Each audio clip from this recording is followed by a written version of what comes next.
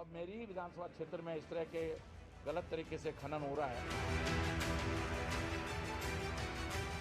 कि जिससे हमें मजबूर होकर हमें भी बात खोलनी ही पड़ेगी।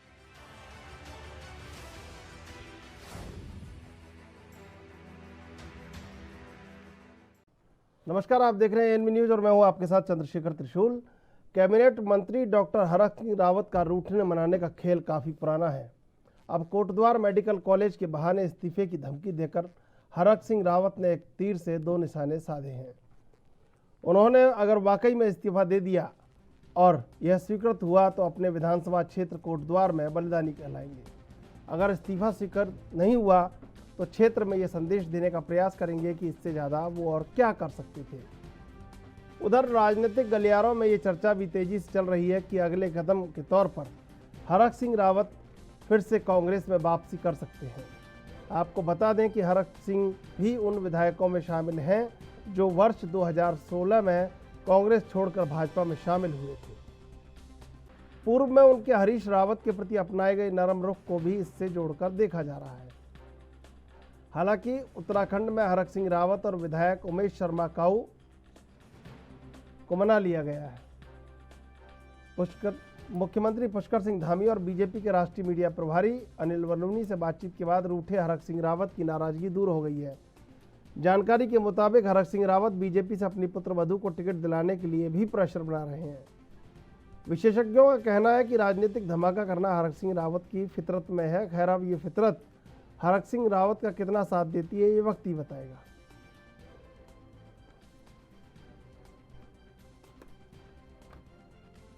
प्रेशर जैसी कोई बात नहीं है, आपस में उन्होंने बात करी है। सर, कितनी राशि संगठन और सरकार को असहज करने वाली स्थिति है सर। वैसे ही नहीं, सब लोग मिलकर देखिए, हम लोग शुरू से हर चीज में रास्ता निकालते आए, रास्ता निकालेंगे और आप लोगों के सबके सहयोग से सब लोग मिलकर हम लोग आगे बढ़ेंगे। सर, विपक्षी पार्टियां इसको मौके की तरह देख रही हैं। चोट लग जाएगी मेरे भाई।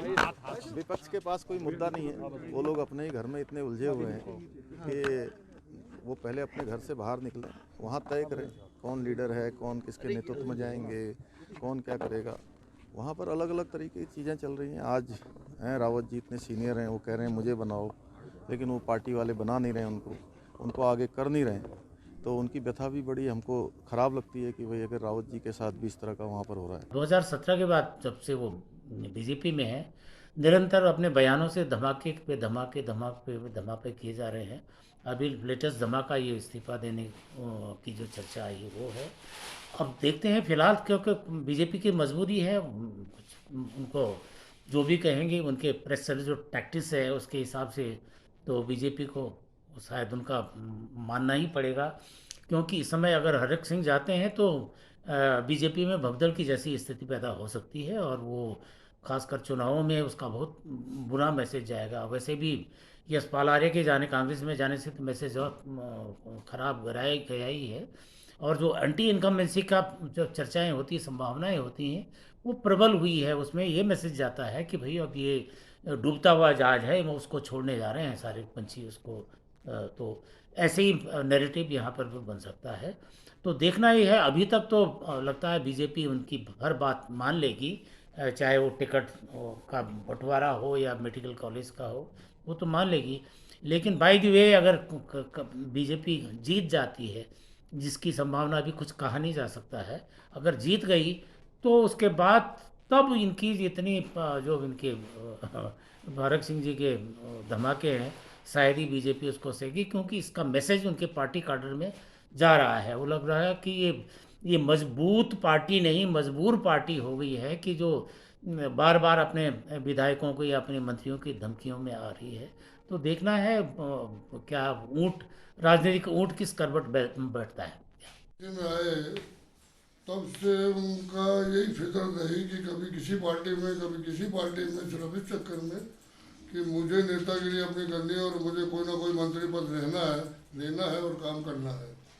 और जिसकी वजह से आमतौर पर उत्तराखंड की जनता को कई बार नुकसान भी हुआ इनकी फितरत से। और भ्रष्टाचार के अंदर ये शाहजपुर की ज़मीन में भी लिप्त है।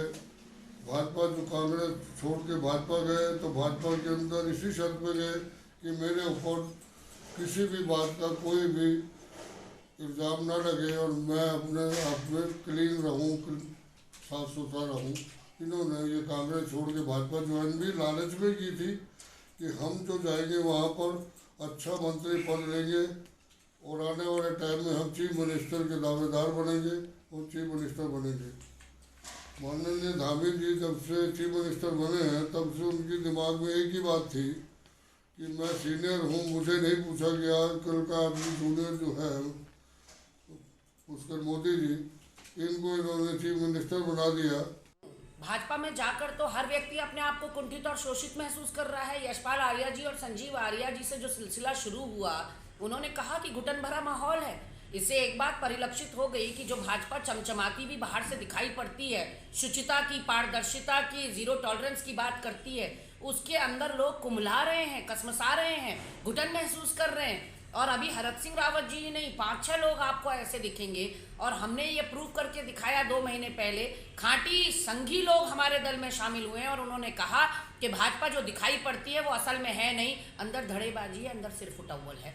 तो भाजपा में सब कुछ ठीक नहीं है। कल के सियासी घटनाक्रम से यही पता चला। देखिए, हरक सिंह रावत जी अपनी पार्टी के प्रति कहीं नाराज नहीं है और उन्होंने स्पष्ट कहा कि उनकी नाराजगी उनके क्षेत्र में जो विकास के कार्य हैं उनमें हो रहा विलंब को लेकर जो है उन्होंने नाराजगी व्यक्त की। और इसमें बुराई क्या है?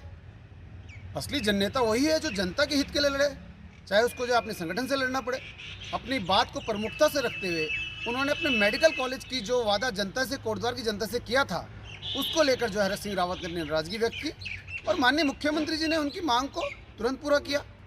कहीं किसी कारणवश बहुत सारे विकास के कार्य लगातार चल रहे हैं, मुख्यमंत्री जी पूरा प्रदेश देखते हैं और उनके उस कार्य में विलंब हो गया था, तो उसको लेकर उन्होंने नाराजगी की। और वो दबंग नेता हैं और जनता के लिए वो हमेशा लड़े हैं और जनता के लिए लड़ रहे हैं, तो इसमें कहीं कोई बुराई नहीं है। हाँ, संगठन से और भारतीय जनता पार्टी से उनकी कोई भी नाराजगी और किसी भी तरह की नाराजगी नहीं है, ये मैं आपको स्पष्ट कर देना चाहता हूँ। मेडिकल कॉलेज को लेकर उनकी नाराजगी थी, लेकिन इस्तीफे जैसी कोई बात नहीं है। तो क्या आपकी उनसे बातचीत हुई कि रास्ते पता नहीं चल रहा? इस्तीफे जैसी कोई बात नहीं है। ये जो पूरा प्रकरण चल रहा है हरक सिंह रावत जी वाला, इसमें एक बात तो साफ देखने को मिलती है कि हरक सिंह रावत प्रेशर पॉलिटिक्स करते हैं और कहीं ना कहीं अभी बीजेपी में और इससे पूर्व जब वो कांग्रेस में रहे तब भी कांग्रेस पर और हरीश रावत पर पूरा दबाव बना के उन्होंने रखा। तो प्रेशर पॉलिटिक्स में विश्वास करते हैं और जिससे कहीं ना कहीं जनता से जुड़े जो मुद्दे हैं उनको जनता को नुकसान पहुंचता है, क्योंकि अस्थिरता का माहौल पूरे प्रदेश में बनता है और इस प्रकार का जो माहौल बनता है, चाहे कोई भी नेता बनाए, वो कहीं ना कहीं उससे जनता को नुकसान होता है, विकास कार्य बाधित होते हैं और एक अस्थिरता का माहौल बनता है।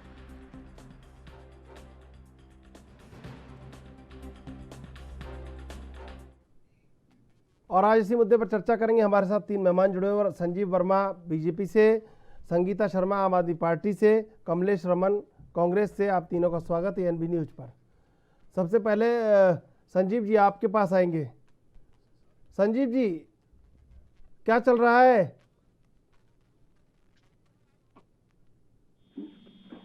कुछ नहीं चल रहा है, सब कुछ सामान्य है। किसी प्रकार का कोई प्रॉब्लम वाली बात नहीं है, ना एक कपोल कल्पित ये सब चीजें चल रही हैं जिसमें किसी प्रकार का कोई दम नहीं है, सब कुछ सामान्य चल रहा है। हाँ, कभी कभार जो क्षेत्र के जनप्रतिनिधि होते हैं अपने क्षेत्र में कुछ काम कराने का कुछ दबाव होता है और ऐसे में अपनी बात रखना सबका एक तरह से एक संवैधानिक अधिकार है। आप अपनी बात रखते हैं और अपनी बात रखने में उनसे मतलब एक थोड़ा से भावुक हो गए और भावुक होके अपनी बात को रखा। लेकिन इस तरह से जो मीडिया में जो भी बातें चल रही हैं वो टोटली निराधार हैं। हम सभी उसका एक तरह से खंडन करते हैं। जी कमलेश जी, ये उत्तराखंड की राजनीति में भावुक हो जाने का क्रम चल रहा है, आप भी रोशनी डालिए इस पर। देखिए, मैं माननीय हरक सिंह रावत जी बड़े कद्दावर नहीं वो नेता आपसे हैं। शुरुआत कीजिए। आपके यहाँ हरीश रावत भी भावुक हो गए थे, फिर उसके बाद ये हरक सिंह जी भावुक हो गए। तो ये जो भावुक होने का दौर चल रहा है, इसका मतलब क्या है? अब देखिए, ऐसा नहीं है कि भावुक हो गए हैं और भावुक होने से काम चलेगा। और पूरे 5 साल जब सरकार रहती है तो जनता के हित में काम करती है, और उस वक्त जनप्रतिनिधियों को ये भी देखना चाहिए कि हमारे काम हो रहे हैं कि नहीं हो रहे हैं। अब आगामी 2022 का चुनाव इस वक्त हमारे दरवाजे पर है और हम चुनाव की बेड़ा में जाने वाले हैं। और अगर इस वक्त हम लोग ये सारी चीजों को करते हैं तो जाहिर सी बात है कि जनता उन चीजों को समझती भी है और जानती भी है। हरक सिंह जी के बारे में तो मैं आपको इसलिए ज्यादा कुछ भी नहीं कह पाऊंगी, क्योंकि उनके बारे में तो ईश्वर जानता है और वो जानते हैं कि वो क्या किस समय क्या कर सकते हैं और क्या करेंगे, ये तो उनकी अपनी विडंबना है। और रही बात इस वक्त, क्योंकि अगर सरकार ने कुछ काम किए होते तो मुझे नहीं लगता कि ये सारे मंत्री इस वक्त नाराज होते मुख्यमंत्रियों से, क्योंकि भाजपा की सरकार ने 3 मुख्यमंत्री बदलने का काम किया है पूरे 5 साल में, काम तो कुछ किया नहीं। तो जो आप मंत्री हैं और जो विधायक हैं अपने अपने क्षेत्रों में क्या जाके लोगों को कहेंगे, क्या जनता के बीच में अपनी बातों को रखेंगे कि हमने 5 साल में क्या काम करा है। अब उनको जवाब देना है तो कहीं ना कहीं आए बगाए इस तरह की बातें सब चल रही है कि काम नहीं हो रहा है, मेडिकल कॉलेज का बहाना है, सड़क नहीं बन रही है, विकास कार्य अवरुद्ध हो रखे हैं। अब लास्ट के वक्त में आप क्या ये अवरुद्ध की बातें करते हैं? अब तो आपको देखना था कि फाइनल टच देना था सभी विकास कार्यों को, और आप अभी तक विकास कार्यों की शुरुआत ही नहीं कर पाए। तो ये तो भाजपा की विडंबना है। और अभी अभी आपने कहा कि माननीय हरीश रावत जी, देखिए माननीय हरीश रावत जी कोई सरकार में नहीं थे, उन्होंने अपनी पार्टी के सामने अपनी भावनाओं को व्यक्त किया और अपनी भावनाओं को उन्होंने रखा, क्योंकि हम सरकार में नहीं है। लेकिन जो सरकार में होता है उसे जनता की बातों का जवाब देना होता है कि 5 साल में हमने क्या किया। तो ये जवाब तो भाजपा और भाजपा के मंत्रियों को और उनके नुमाइंदों को देना पड़ेगा कि क्या 5 साल में आपने हमें 3-3 मुख्यमंत्री दिए, क्या 5 साल में यही विकास हुआ? आज हर जो मुख्यमंत्री आता है वो कहता है मैंने बहुत बड़ा विकास किया, मैंने बहुत बड़ा विकास किया। तो आज हरक सिंह जी को मजबूर क्यों होना पड़ा अपनी ही पार्टी से इस्तीफा देने के लिए, अपने मंत्री पद से?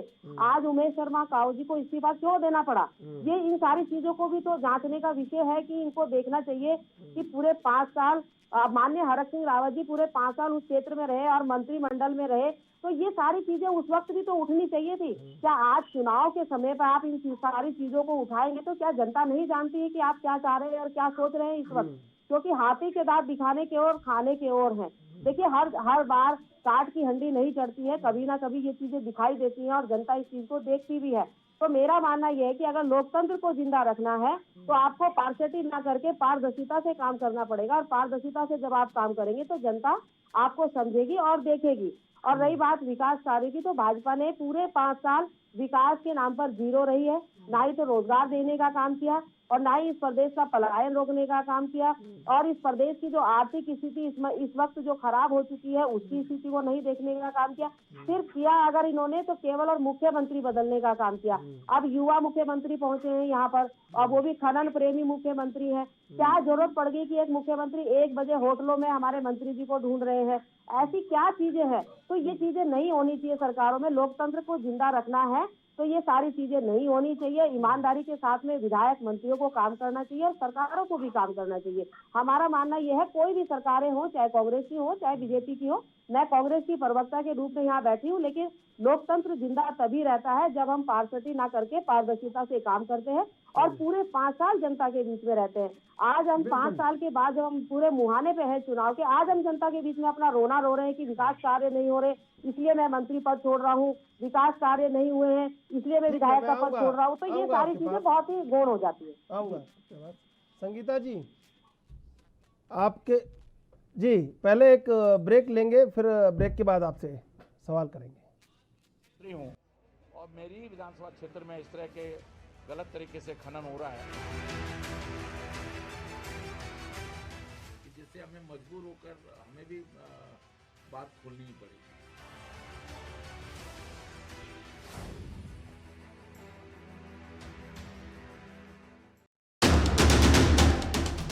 राष्ट्र धर्म रात 8 बजे सिर्फ ANB न्यूज पर। उत्तराखंड में सुगम हुई दुर्गम राहें, बेहतर कनेक्टिविटी ने बढ़ाई उत्तराखंड के विकास की रफ्तार। इससे लगातार बढ़ती पर्यटकों की संख्या से राज्य के पर्यटन उद्योग को भी मिल रही है मजबूती और होम स्टे बन रहे हैं पर्यटकों के ठहरने के पसंदीदा पड़ाव। अब उत्तराखंड में होम स्टे लगभग हर गांव में उसकी बात पहुंच चुकी है। मुझे उत्तराखंड के लोगों से बात करने का मौका मिला था, जो बहुत सफलता के साथ होम स्टे चला रहे हैं, और मुझे विश्वास है उत्तराखंड होम स्टे बनाने में, सुविधाओं के विस्तार में पूरे देश को एक नई दिशा दिखा सकता है। उत्तराखंड सरकार प्रधानमंत्री श्री नरेंद्र मोदी के विजन को साकार करते हुए राज्य में होम स्टे योजना को प्रोत्साहन दे रही है। पंडित दीनदयाल उपाध्याय होम स्टे योजना के संचालकों को भवन निर्माण के लिए उपलब्ध करा रही है आर्थिक सहायता, जिसमें पर्वतीय क्षेत्रों के लिए कुल लागत का 33% व मैदान के लिए 25% दिया जा रहा है अनुदान। पहाड़ की खुशनुमा आबो हवा के बीच बने होम स्टे में जैविक उत्पादों से बने स्वादिष्ट व्यंजन पर्यटकों को खूब भा रहे हैं। इससे ग्रामीणों को घर पर ही रोजगार मिलने से आर्थिकी भी हो रही है मजबूत। नए विजन और नए सृजन के साथ आगे बढ़ रही है उत्तराखंड सरकार।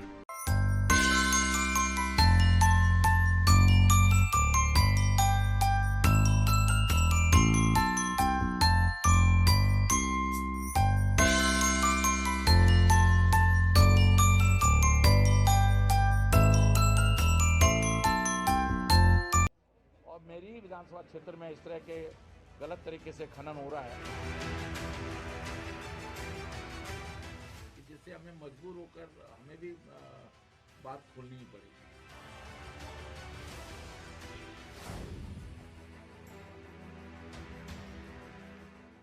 तीनों मेहमान हमारे साथ जुड़े हुए, हम चलेंगे संगीता शर्मा के पास। संगीता जी, आपके यहाँ कोई भावुक नहीं हो रहा और जनता आपके लिए कितनी भावुक हो रही है, जरा आप भी बता दीजिए।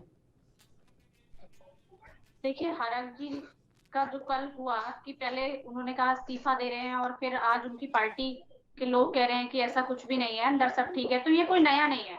हरक जी तो ये बहुत पहले से करते आए हैं और क्या कहते हैं, दल बदल भी उनके लिए कोई नई बात नहीं। भाजपा, फिर कांग्रेस, फिर भाजपा, फिर बसपा, फिर कांग्रेस और फिर भाजपा, तो ये एक प्रेशर पॉलिटिक्स हरक सिंह रावत जी हमेशा से करते हैं और आज भी वो वही कर रहे हैं कि एक प्रेशर पॉलिटिक्स का गेम खेल रहे हैं।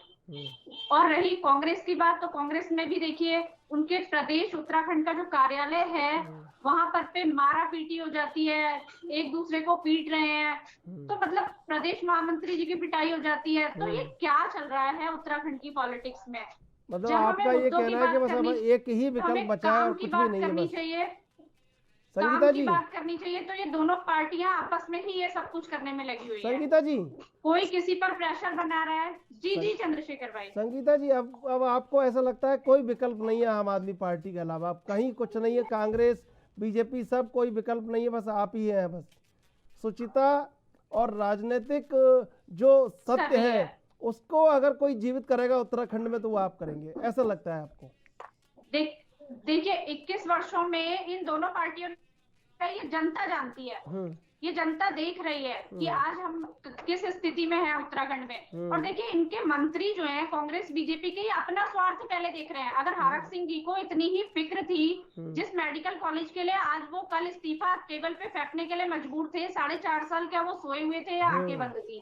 22,000 ओपनर कर्मी जब प्रदर्शन के लिए बैठे थे और हरक सिंह रावत जी उनसे खुद मिलने गए थे और आश्वासन देके आए थे, तब उन्होंने इस्तीफे की बात क्यों नहीं की कि मैं आज इस्तीफा दे रहा हूँ? अब जब चुनाव नजदीक आ रहे हैं तो वो एक प्रेशर पॉलिटिक्स का जो गेम जनता भी भली भांति समझ रही है। उत्तराखंड की जनता बहुत समझदार है।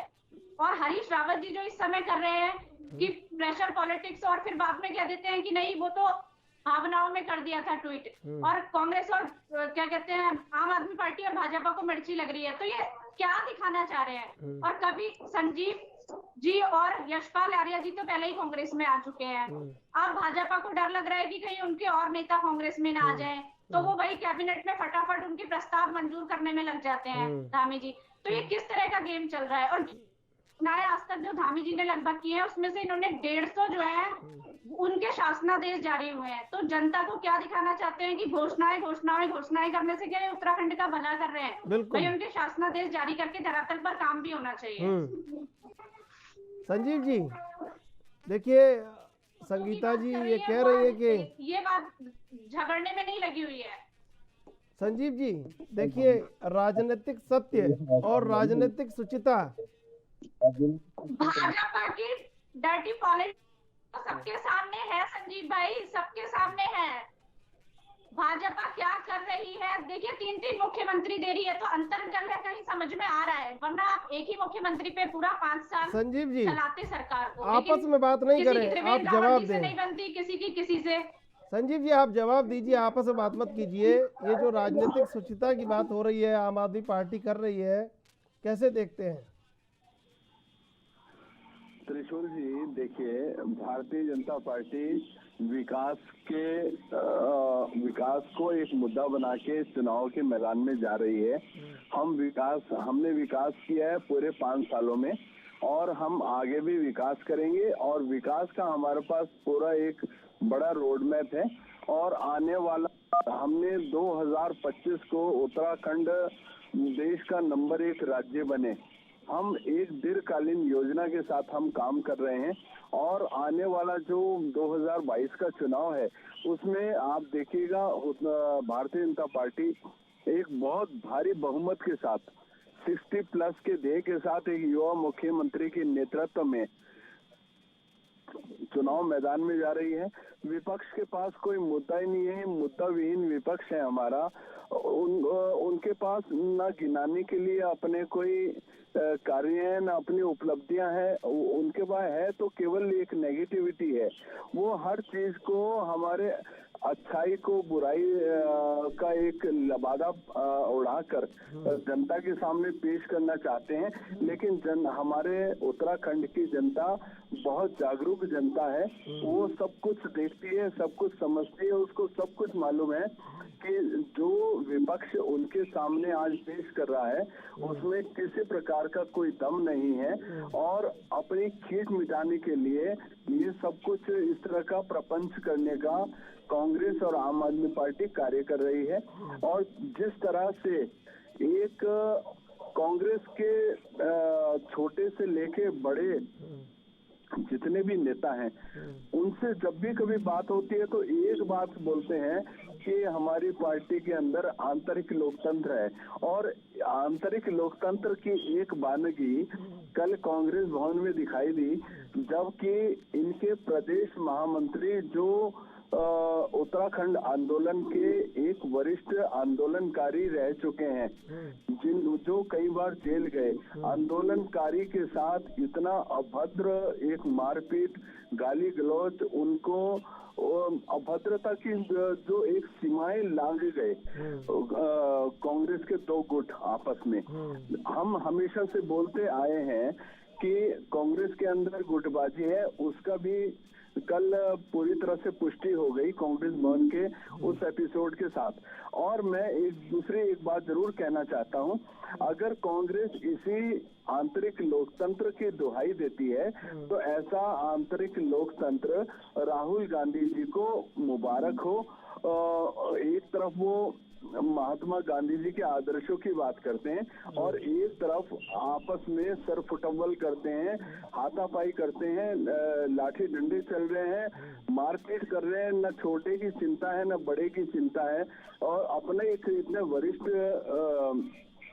जो उनके नेता हैं उनके साथ थप्पड़ लगाए, उनके कई वीडियो वायरल्स हैं। और आप ये देखिए, अनुशासन नाम की तो बिल्कुल कोई चीज ही कांग्रेस के अंदर बची नहीं है।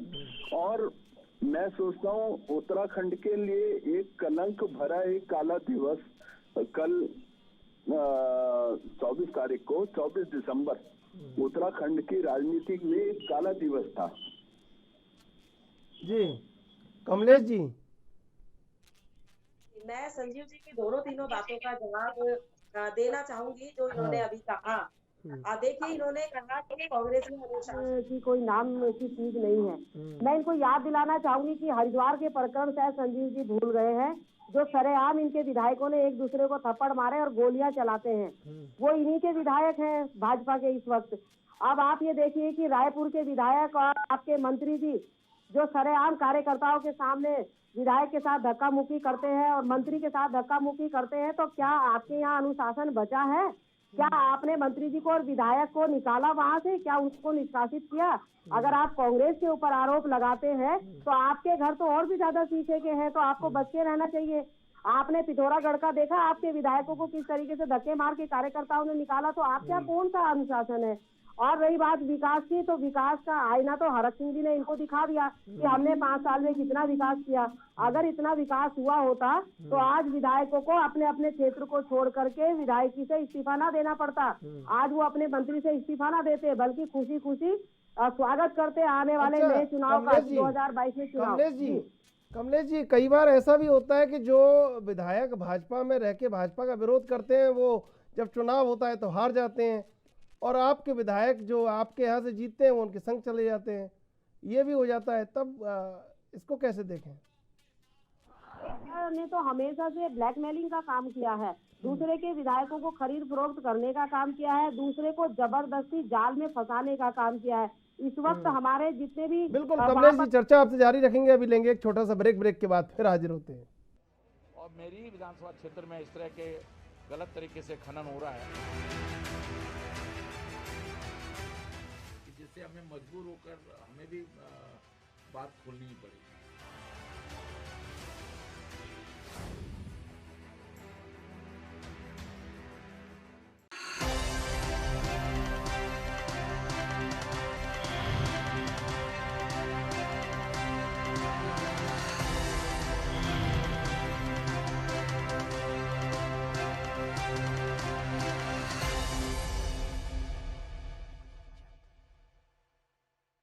डॉक्टर बनकर मरीजों की सेवा करने का सपना देखने वाले विद्यार्थियों में तमाम विद्यार्थी आर्थिक रूप से कमजोर और मध्यम वर्गीय परिवारों से आते हैं। चिकित्सा शिक्षा की महंगी फीस उनमें से कई विद्यार्थियों की राह में रुकावट लाती है और उनके सपने अधूरे ही रह जाते हैं।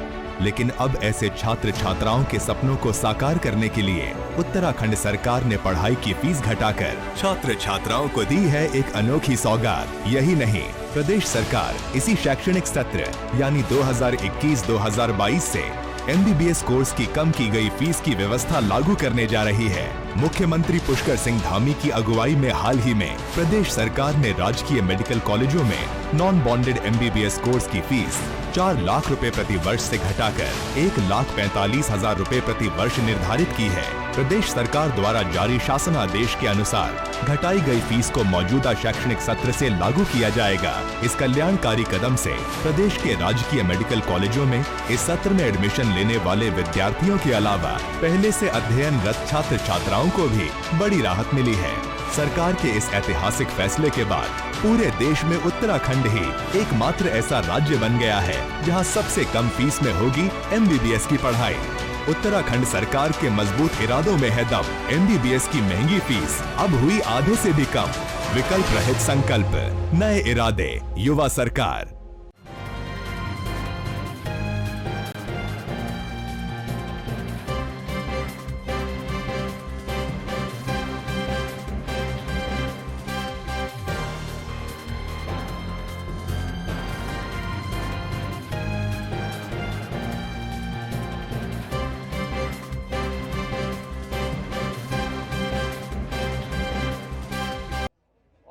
विधानसभा क्षेत्र में इस तरह के गलत तरीके से खनन हो रहा है, जिससे हमें मजबूर होकर हमें भी बात खोलनी पड़ी।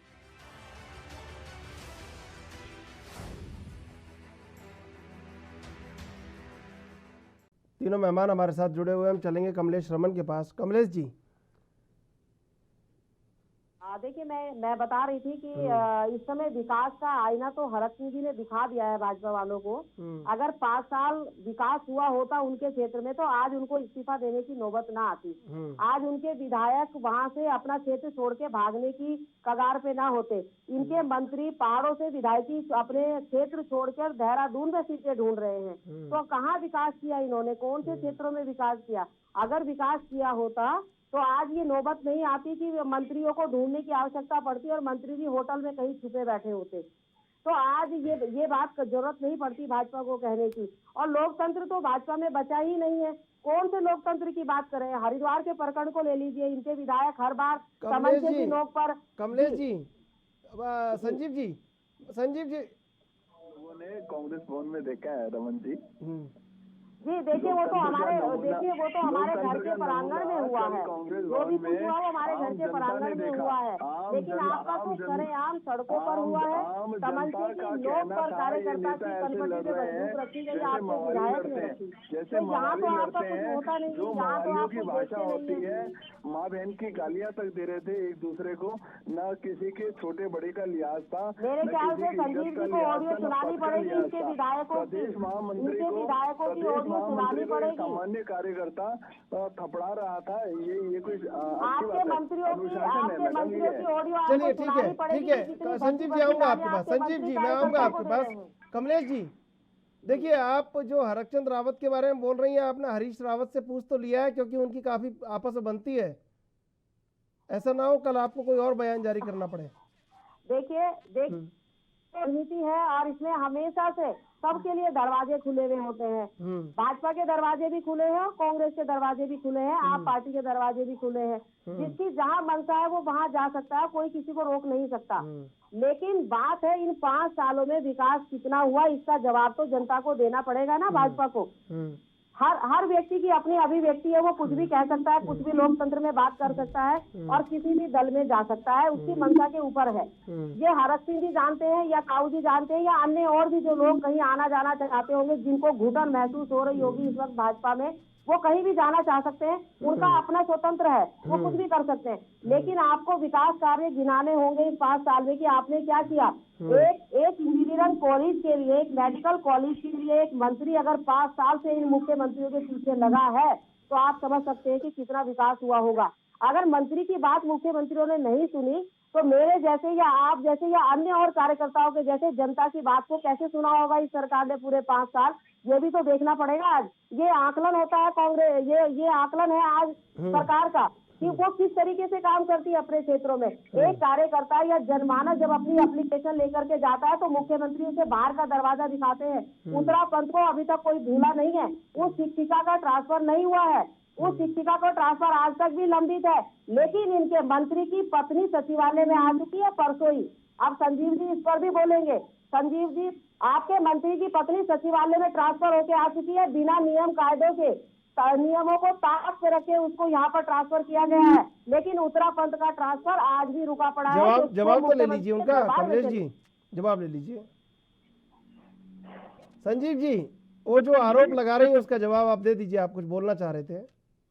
त्रिशूल जी देखिए, जैसे हमारी बहन रमन जी ने बोला, आपने हमारे हरिद्वार के 2 विधायकों की बात करी, उनका जो भी विवाद हुआ था पार्टी ने उसका संज्ञान लिया, उन दोनों विधायकों को नोटिस जारी हुए, उनकी बकायदा एक्सलेशन कॉल हुई और अनुशासनात्मक कार्यवाही करते हुए उन दोनों ने पूरा माफीनामा पूरे संगठन के सामने दिया और साथ ही ये भी बोला कि भविष्य में इस प्रकार के कोई भी पुनरावृत्ति नहीं हम दोनों करेंगे जिससे संगठन को किसी प्रकार का कोई आक्षेप लगे या संगठन को किसी प्रकार का कोई नुकसान हो। इसको बोलते हैं अनुशासन। हमारी पार्टी के अंदर लोकतंत्र भी है, अनुशासन भी है। अनुशासन वो आपके पास है, लिखित में है ना वो जवाब अंदर दूर तक किसी अब कमलेश जी अनुशासन नहीं है। कमलेश जी, न छोटे की परवाह है, न बड़े की इज्जत है, कुछ भी नहीं है, न पदाधिकारी का मान है न सम्मान है। कमलेश जी देखिए, उनके पास लिखित में है। आपने लिया कल कोई जो राजेंद्र शाह के संग जो मारपीट हुई और जो इस तरह की घटना हुई? दोबारा इस तरह की पुनरावृत्ति ना हो, इसको लेकर के हमारे नेताओं ने इसका संज्ञान भी लिया है और ले भी रहे हैं। जी, कोई नोटिस दिया, कोई कार्यवाही हुई क्या? और सभी कार्यकर्ताओं को देखा भी जा रहा है कि उस वक्त कौन था और किसने ये सारी चीजें की हैं। इन सारी चीजों को किया है, लेकिन ये तो छोटे कार्यकर्ता है जो गिर गए, इनके तो मंत्री और विधायक गिर रहे हैं। आप अपने विधायक और मंत्रियों के ऊपर क्या कार्रवाई कर रहे हैं? आप संजीव जी, कमलेश जी, संजीव जी, राजेंद्र शाह जी कल मेरे साथ डिबेट में थे रात को, और वो डिबेट में ओपनली अपना दर्द बयां कर रहे थे, और उन्होंने नामजद, जिन लोगों ने उनके ऊपर हमला किया, उन्होंने नामजद बताया है कि फलाना फलाना फलाना 11 लोग थे, और 11 लोगों को मैंने पूरे महामंत्री संगठन, आपके जो महामंत्री संगठन उसी भीड़ के अंदर खड़े थे, उस भीड़ के अंदर खड़े थे, वो चश्मदीद गवाह थे, चश्मदीद गवाह थे, और उसके बाद भी कोई कार्यवाही ना किया जाना, इस बात का संकेत है कि ठीक है संजीव जी आएंगे आपके पास। संजीव जी आपके पास आएंगे। कमलेश जी, संगीता जी कुछ कहना चाह रही हैं। जी संगीता जी।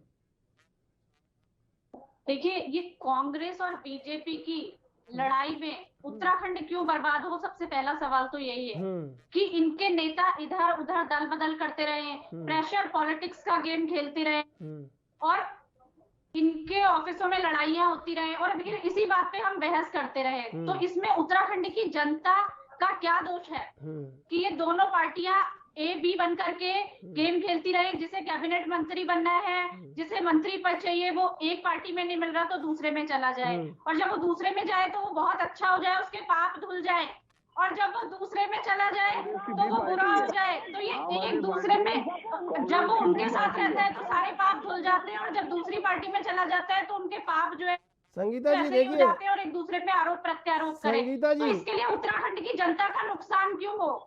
तो इसलिए उत्तराखंड की जनता को चाहिए कि जो मुद्दों की बात कर रही है, जो विकास की बात कर रही है, एक ऐसी पार्टी को 2022 में चुने। शिक्षा स्वास्थ्य पर ये बात नहीं करते हैं, यहाँ के स्कूलों की दशा नहीं सुधारते हैं, यहाँ के हॉस्पिटलों की इनको परवाह नहीं है, महिलाएं रास्ते में प्रसव के कारण मृत्यु उनकी हो रही है, तो उसमें इनको कोई बात नहीं करनी है। जो नेता आज के लिए लड़ रहे हैं, नलकों में पानी नहीं आता, पूरे देश ने देखा मैडम, पूरे देश ने देखा, सड़कों की डेकोरम नहीं है। आप मेरी भी बात सुन लीजिए, ऐसे डिबेट नहीं होती है। पानी आता है, नहीं बोला था, यमुना समय कम है, जनता भी महत्वपूर्ण बातें सुनना चाहती है, जनता ही हमारी तूतू में सुनना नहीं चाहती है। स्कूलों में 4 करोड़ बताइए, आपने क्या काम किया? आपने स्कूलों में क्या काम किया? आपने यहाँ सड़कों के लिए क्या काम किया? आप आरोप प्रत्यारोप के बजाय जनता को ये क्यों नहीं बता है?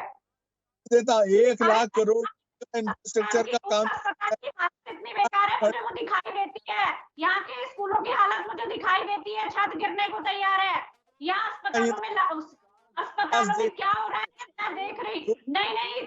आपका विकास आपको चश्मे से दिखाई देता है, जो मुझे तो दिखाई नहीं देता, ना यहाँ की जनता को दिखाई देता है। बस आपने एक ऐसा लगाया है तो विकास दिखाई देता है। ऐसे विकास की बात मत कीजिए जो जनता को दिखाई ना दे, केवल भाजपा के नेताओं को दिखाई नहीं दे रहे हैं। आप 1000 करोड़ रुपए का कर्जा है, लेकिन आप यहाँ के मंत्रियों का देखिए, उन्होंने 2017 से अब उनके पास कितनी प्रॉपर्टी बढ़ गई है। तो ये कौन से पेड़ से पत्ते टूट रहे हैं जो ये आगे को बढ़ रहे हैं और हमारा उत्तराखंड कर्जे में डूब रहा है? तो इसका भी जवाब जनता को चाहिए। क्या बात कर दी आपने? अरे अपनी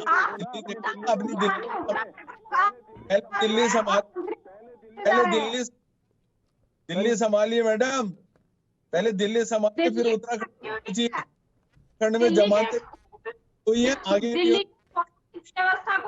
विधायक भी अगर जीत गया, यहाँ पर विधायक बन गया, तो मैं सोचता हूँ आपके लिए बहुत बड़ी उपलब्धि होगी। जमानतें बचा लें अपनी, केवल अपनी जमानतें बचा लें, काफी है आप लोगों के लिए। स्थिति है, बेरोजगारी की क्या स्थिति है, वो आप देख दिल्ली के आंकड़े मालूम है, दिल्ली के आंकड़े मालूम है आपको? बेरोजगारी का दिल्ली का आंकड़ा 15.9 है और उत्तराखंड का आंकड़ा 3.4 है। 3.4 मैडम, 3.4। उत्तराखंड पहले नंबर पे है भारत में बेरोजगारी में। तो संजीव जी वो तो आंकड़े बढ़ाएंगे ना, वो आंकड़ों को कुछ ना कुछ तो करेंगे। आप यहाँ की बात कीजिए, आप बताइए ना कितने लोगों को रोजगार दिया, 5 साल बहुमत की सरकार। संगीता जी आप यहाँ की तो बात नहीं करते, आप सीधे दिल्ली के बात जाते हैं, क्योंकि उत्तराखंड वाले को जनता को आपको जवाब नहीं देना है। 8 लाख से ज्यादा रोजगार दिए हैं हमने, 8 लाख से ज्यादा रोजगार दिए हैं मैडम, पूरा आंकड़ा है हमारे पास। 8 लाख से ज्यादा रोजगार दिए हैं। आपने जो पोर्टल बनाया था, आपने जो अपना दिल्ली में केजरीवाल ने जो रोजगार का पोर्टल बनाया था 9,889, उसके अंदर कहाँ पहुँचे हुए हैं मैडम 9,889, उसके अंदर अर्जी आई और आपने मात्र 214 उसके अंदर रोजगार दिए। ये दिल्ली का आंकड़ा है, दिल्ली का RTI से मिली हुई सूचना है, ये ऑथेंटिक सूचना है। ये केवल 214 7 सालों में। शर्म आनी चाहिए, डूब मरना चाहिए आप लोगों को, आप लोगों को डूब मरना चाहिए, शर्म आनी चाहिए। झूठ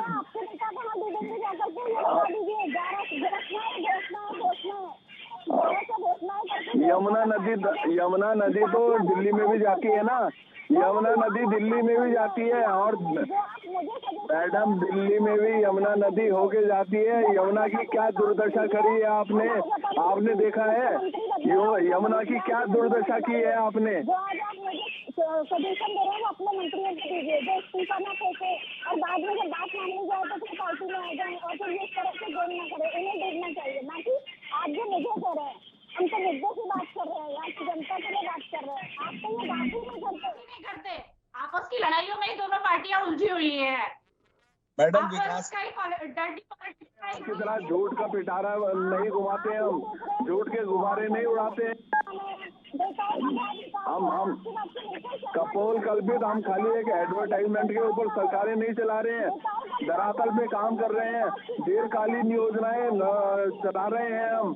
400 करोड़ रुपए का गन्ने का बकाया छोड़ के गए थे हरीश रावत जी, 400 करोड़ रुपए का गन्ने का बकाया छोड़ के गए थे, हमने उसका पूरा भुगतान किया। आज हमने गन्ने का मूल्य बढ़ाया, किसानों को 3 लाख रुपए तक का 0% ऋण दिया, स्वरोजगार की दुनिया भर की हम योजना चला रहे हैं। आज 24,000 हमने नौकरियां निकाली है, सारी नौकरियां उनमें भर्ती प्रक्रिया चालू है। 24,000 सरकारी नौकरी की बात कर रहा हूँ, 24,000 सरकारी नौकरी की बात कर रहा हूँ, और 8 लाख हमने रोजगार दिए मैडम, 8 लाख स्वरोजगार में रोजगार दिए हैं। 8 लाख। संगीता जी देखिए, आप लगातार आरोप लगाते हैं कि बीजेपी ऐसी है, कांग्रेस ऐसी है, लेकिन सवाल सबसे बड़ा ये है कि आपसे लोग प्रभावित क्यों हुआ, आपने ऐसा क्या काम किया है?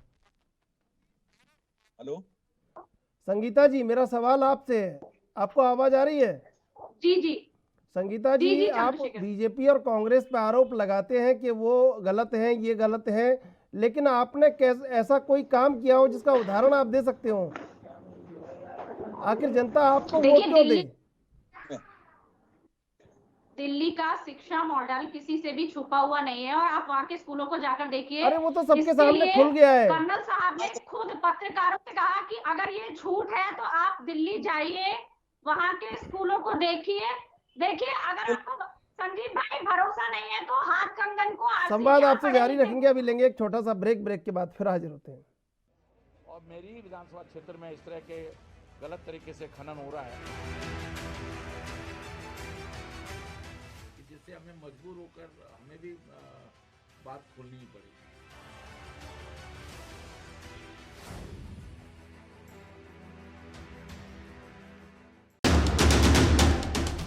राष्ट्र धर्म रात 8 बजे सिर्फ ANB न्यूज पर। 2025 में जब ये हमारा राज्य जब ये 25 वर्ष का होगा, हम सब की जिम्मेदारी है कि वो नंबर 1 का उत्तराखंड हो। 19-20 के फेर में ये दुनिया 25 की सोचने वाले हमने कनेक्टिविटी को विकास का मूल मानकर कार्य किया है। इसी का नतीजा है आज उत्तराखंड पर्यटन के मानचित्र पर और अधिक मजबूती के साथ अपनी सदानत छवि को उकेर रहा है। हर क्षेत्र में हम हो आगे, उत्तराखंड हो नंबर 1, मेरा उत्तराखंड हो नंबर 1। 18,000 करोड़ से भी अधिक की विकास योजनाओं का लोकार्पण व शिलान्यास किया जा रहा है, जिसमें दिल्ली देहरादून एक्सप्रेस वे भी शामिल है। इस एक्सप्रेस वे के बनने से दिल्ली से देहरादून की दूरी मात्र 2 घंटे में पूरी की जाएगी। कुछ वर्ष पूर्व ऐसा सोचना भी अकल्पनीय सा लगता था। मौसम से बदलाव है देखे, बीते कल ने आज देखे, पगडंडी में सड़क देखी, नदियों ने पुल बनते देखे, हर दिन होता सुंदरता समृद्धि का संगम। हर क्षेत्र में हम हो आगे, उत्तराखंड हो नंबर 1, उत्तराखंड हो नंबर 1। जितना भी समय हमारे पास है, उस समय का हम एक एक पल और एक एक क्षण उत्तराखंड की 1 करोड़ 25 लाख जनता को समर्पित कर दिया। हमने इन 4-4.5 महीने के कालखंड में 500 से भी अधिक निर्णय कर दिए। अधिकांश की हमने जो है शासनादेश निकाल दिए। नई दिशा अब नई डगर है, ना मन में कोई अगर मगर है, दृढ़ निश्चय की अगुवाई में एक लक्ष्य पर सबकी नजर है, असंभव को संभव करते वो रखते हैं दम। हर क्षेत्र में हम हो आगे, उत्तराखंड हो नंबर 1, उत्तराखंड हो नंबर 1। सूचना एवं लोक संपर्क विभाग उत्तराखंड द्वारा जनहित में जारी। प्रगति की ओर उत्तराखंड। और मेरी विधानसभा क्षेत्र में इस तरह के गलत तरीके से खनन हो रहा है, जिससे हमें मजबूर होकर हमें भी बात खोलनी पड़ेगी।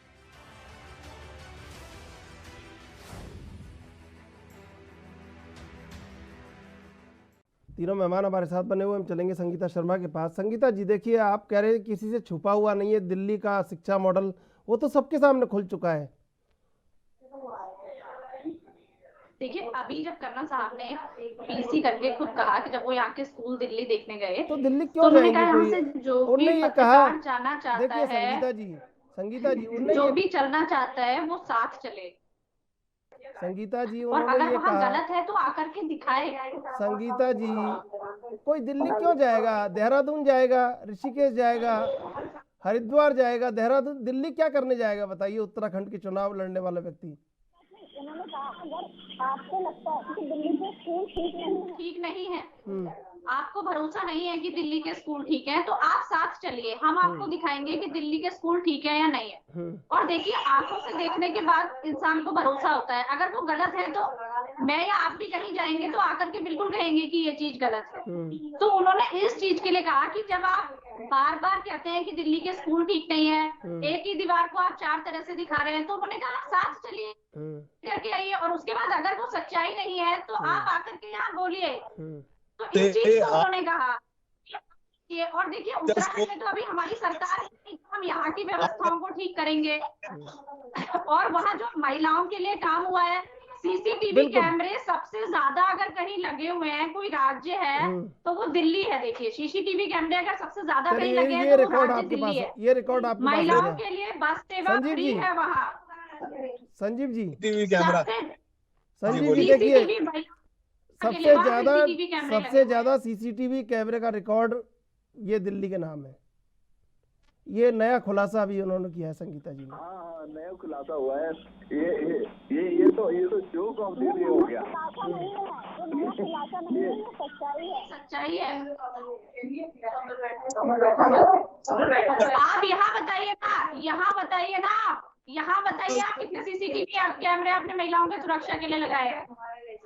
महिलाओं की सुरक्षा के लिए सीसीटीवी कैमरे दिल्ली में तो दिल्ली में फ्री है। संगीता जी, दिल्ली वहाँ पर जो बैगर्स हैं उनके लिए और आज पूरी दिल्ली, सुन लीजिए, पूरी दिल्ली में लोग कहते हैं वाईफाई और कहाँ है के लिए। बिल्कुल, मैं कमलेश जी का जवाब भी लूंगा। संगीता जी, मैं कमलेश जी का जवाब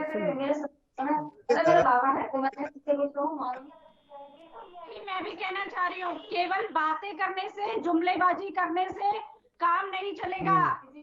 कमलेश जी, देखिए वहाँ पर दिल्ली में कमलेश जी देखिए, ये जो कहा है संगीता शर्मा जी ने कि सबसे ज्यादा, संजीव जी संगीता जी जवाब लेने दीजिए कमलेश जी का। कमलेश जी देखिए, सबसे ज़्यादा ये कह रही हैं कि जो सीसीटीवी कैमरे हैं वो दिल्ली में लगवाए गए हैं महिलाओं की सुरक्षा के लिए, लेकिन पिंक ठेके खुलवाने का काम भी तो नहीं किया किसी और सरकार ने, जो आप कर रहे हैं। देखिए, अब कमलेश जी का जवाब ले लीजिए, कमलेश जी का जवाब ले लीजिए आप। जी कमलेश जी। देखिए, अभी संगीता जी भी कह रही थी कि हमने इतना काम किया है, अभी उत्तराखंड में उनको स्टैब्लिश होने में समय लगेगा। अभी उन्होंने कहा कि भाजपा और कांग्रेस जो है आपस में ही तिगड़मबाजी करती रहती है, लड़ती रहती है, ये सारी चीजें। अभी तो आप पार्टी का कुनबा ही नहीं बढ़ा और सिर्फ उटव्वल पहले से ही शुरू हो गई है। दिल्ली में जितने बड़े नेता वो इनको छोड़ के वापस जा रहे हैं यहाँ से, क्योंकि वो केजरीवाल के साथ काम करना नहीं चाहते। जिन्होंने उत्तराखंड में ज्वाइन किया था वो इनके पास को छोड़ करके जा रहे हैं। काफी सारे नेता इनको छोड़ के जा चुके हैं यहाँ से आप पार्टी को, कि आप पार्टी में हमारा दम घुटता है, आप पार्टी में हमें आजादी नहीं है काम करने की, हमें समझ में नहीं आता किसके नेतृत्व में हम काम करेंगे, क्या करेंगे। इनका ग्राफ यहाँ पे जितना ज्यादा लगा था शुरू में कि बहुत अच्छा चलेगी आप पार्टी, उतना ग्राफ इनका यहाँ गिर चुका है। इस वक्त आप पार्टी को अपने अस्तित्व को बचाने की लड़ाई लड़नी चाहिए, ना कि राष्ट्रीय नेशनल पार्टियों के साथ में आके लड़ाई लड़े। आप अपने जो वर्कर हैं, आपकी जो थीम है, आप जो काम करना चाहते हैं, आप जो इस उत्तराखंड को मॉडल देना चाहते हैं, उसके ऊपर आपको काम करें। अगर आपको ऐसा लगता है कि आप बेटर उत्तराखंड को बनाना चाहते हैं तो आप उसके लिए प्लान कीजिए और विधायक लाइए अपने। अभी तो आपको विधायक लाने की लड़ाई लड़नी है, अभी तो आपको ये देखना है कि आपके पास विधायक कितने होंगे, क्या होगा, तब आप ये सारे सजोएंगे सपने। अभी तो कांग्रेस पार्टी और बीजेपी इस वक्त यहाँ पर काम कर रही है। आपने आरोप लगाया कि 21 साल से दोनों पार्टियां, कांग्रेस पार्टी या बीजेपी समथिंग यहाँ पर जो है इस उत्तराखंड को चला रही है। तो ये नेशनल पार्टियां हैं, शुरू से चला रही है। आपका तो जन्म ही अभी हुआ है, तो आपको जब जन्म अभी हुआ है तो अभी उसको बालिक होने में समय लगेगा। थोड़ा सा वक्त दीजिए आप पार्टी को, अपनी पार्टी को जब आप वक्त देंगे तभी कहीं आप कुछ कर पाएंगे। और जो आप करना चाहते हैं, आप दिल्ली का मॉडल की बात करते हैं, तो दिल्ली के मॉडल का तो आईना दिखाई दे चुका है सबको। वहाँ सच्चाई पता चल चुकी है कि कितनी आपने रोजगार दिए हैं, कितनी आपने महिलाओं की सुरक्षा की है, कितने स्कूल बनाए हैं, कितने स्वास्थ्य केंद्र बनाए हैं। स्वास्थ्य केंद्रों में डॉक्टर नर्स तक नहीं होती है वहाँ पर, जो आपने मोहल्ला क्लिनिक बनाए हैं। अगर हकीकत देखी जाए दिल्ली के मॉडल की, तो आप दिल्ली के मॉडल की तो उत्तराखंड में बात ही ना करें तो ज्यादा अच्छा होगा। यहाँ की भौगोलिक स्थिति और दिल्ली की भौगोलिक स्थिति में फर्क है। समय समाप्त हो गया। संगीता जी, संजीव जी, कमलेश रमन जी, आप तीनों का बहुत बहुत धन्यवाद डिबेट में जुड़ने के लिए।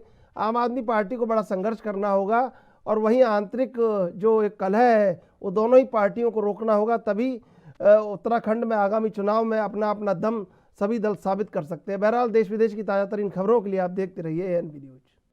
और मेरी विधानसभा क्षेत्र में इस तरह के गलत तरीके से खनन हो रहा है जिससे हमें मजबूर होकर हमें भी बात खोलनी ही पड़ेगी।